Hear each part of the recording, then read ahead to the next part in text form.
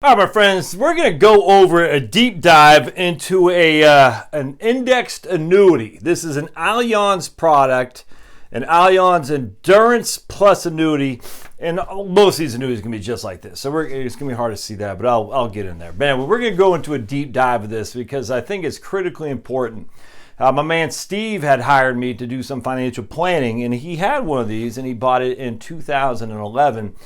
He was nervous about the market, and he said at least the annuity will protect him, and he's right.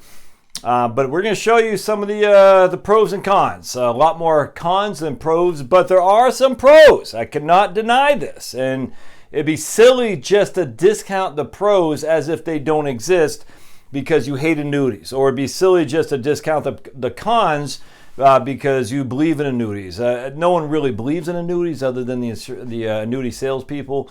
But there is some value here that Steve is going to incorporate. And when we talk about with Steve today, I said, look, at the end of the day, it'd be better if you didn't do it. And he acknowledged that. He goes, look, I was nervous, man. And this is what we're saying. I was like, me, it's not just him, but we all were. I mean, do you not remember what it was like in 2009? I mean, just think about it. Obama had just taken over with his band of merry leftists. All right, we had Nancy Pelosi was the head of the House Majority Leader. There you go. You want to go out? All right, good boy. You go out. I forgot who was Harry Reid was a Senate Majority Leader. They had a literal veto-proof majority, and it's just in the Senate, and it's just the Republicans. I mean, just the left was in ascendance. If you remember reading Rex Teixeira and some other guy, they had written about the demographic majority for decades to come because of demographics and whatnot, and it was scary, man. And my man Steve, just like I am, he fell for it. I did, and I got out in bonds. I didn't have that much money, but Steve did, and he put a lot of money in here. But at the end of the day, there is some benefits here. I want to go over that. All right. And so that just goes to show you the why you can't let politics dictate your investments, man. You just can't do it. There's no evidence at all that Republicans or Democrats are better for the market. They're just not. That'd be like saying the NFC or the AFC is better. When it comes to the stock market, all right, when it comes to the investment world, and I'm not talking bonds so much, I'm talking about the stock market, there is no evidence one way or the other because the stock market, unfortunately, is short-term stuff. And short-term stuff can be manipulated with government, with helicopter Ben Bernanke, for instance. So it's just, there's no evidence that Reagan or Obama or Clinton or George W. is going to be better for the market in the long run. So you just got to say, look, I'm here for the long run. All right, so let's go over this. So in this case, I'm literally using the Allianz annuity, what they show us here, and they show us a bunch of different scenarios, which I just literally took off their page here. And I'm putting up on this board here. All right, so what we got $100,000 invested.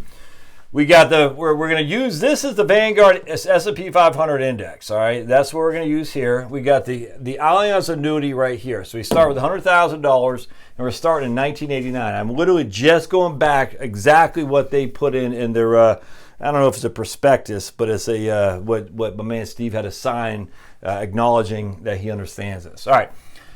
So here's what happens. The index rate is the max. That's the cap rate. And I've shared with you before about a cap rate. So we have participation rates, we have cap rates. There's something else, I forgot what it was. But anyway, it's price to price. It is not dividends inclusive, price to price. So what's happening here is we're saying, what did the index do from point to point? And so give an example. In 1989, the index, let's see if I can't find it here. Hold on just a second. In 1989, the index, I don't know if they're going to show it to me here or not. It doesn't. Okay.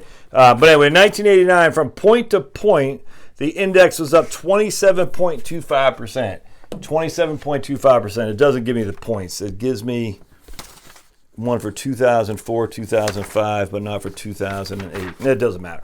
But we know from the point to point, the S&P 500 index, which is what they're using, was up 27.25% in 1989.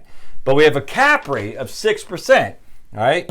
So we start with $100,000. It was up 27.25, but we have a cap rate of 6, so we're up to 106. So that first year we're in the world of hurt. Like, man, that sucks. The following year is down 6.56%. but we don't lose any money. We have a cap rate and we have a floor as well. So in this case, we're still at 106. The following year is up 26.31. We got 6% as our maximum. So now we're up to 112. So 6% on 106, 112. The following year is up 4.46. Again, price to price or point to point, no dividends. And we'll go over this, how the dividends can really improve things. So now we get the max is 6 or whatever the index gives us. In this case, it gave us 4.46. So we're up to 117. Following year is 7.06. We max is 6. We're up to 124,419. The following year is down. We don't lose any money, so we stay at 124,419. The following year is up 34%, 20%, 31%, 26%. So we're up 6. And so we end at 157 as our accumulation value. This is the accumulation value. The change in index, and if just for basic economics, you always see a triangle means change. All right, so the change. So we got the change in index. We got the max we could get is either 6, less than 6, or 0. So we know for a fact we have a floor at 0, a ceiling at 6, and anything in between. And the only time we didn't get one of those two numbers is whatever this year is, 1992, I guess. Yeah, 1992. And so we ended with 157. So this would be our walk-away money. And that's, I'm telling you, man, that is your walk-away money. If I said, you know, I don't like these guys anymore, cut me a check, they would cut you a check for 157. Does that make sense? Now, you also have an enhanced withdrawal benefit. And this is where there is some value added here, if you're already knee-deep in this program. The enhanced withdrawal benefit is your income stream, how much you can take as an income base over the course of your life. And so in this case, they give you a 20% bonus right out of the gate. All right, so they're saying we're going to give you a 20% bonus, and we're going to return. So we got 120, we got 120,000 right out the gate, and they also give you a 0.3% income bonus on top of that. So we take 120 times by 1.063. It gives us that right here. So basically what's happening is if the index goes up, they don't give us 6%, they give us 6.3. All right, so we have a ceiling of 6.3 and a floor of 0. I hope that makes sense. So in this case, they're giving us a $20,000 bonus, not walk-away money. This isn't cash you can put in your checking account. This is cash that you can take as an income stream for the rest of your life. In the next video, I'll go into how that works. So that's where there is some pros here. So in this case, we have an income benefit of $127,560 after the first year. So again, this is, let's just assume there's no surrender charge. There is pretty significantly, but this is our walk-away money, how much we could put into our checking account, how much we could take as an income stream. And you can take 5% a year, in this case, if you're between the ages of 60 and 70, 5.5% of the year of this amount if you're between the ages of 70 and I think it's 75 or 80, I can't remember, and 6% a year, I think, if you're over 80, something like that. But anyway, they're saying at the end of the day, you get to take, in this case, my man Steve is 60 years old now, he could take 5% a year of this amount right there if he were 60 in 1989. I hope that makes sense. So the withdrawal benefit is different than your accumulation value. Accumulation value is your walk-away money. Withdrawal benefit means, hey buddy, how much you can get out on a regular basis, on an annual basis, and it's based on your age. And typically it's 5% of this amount of money.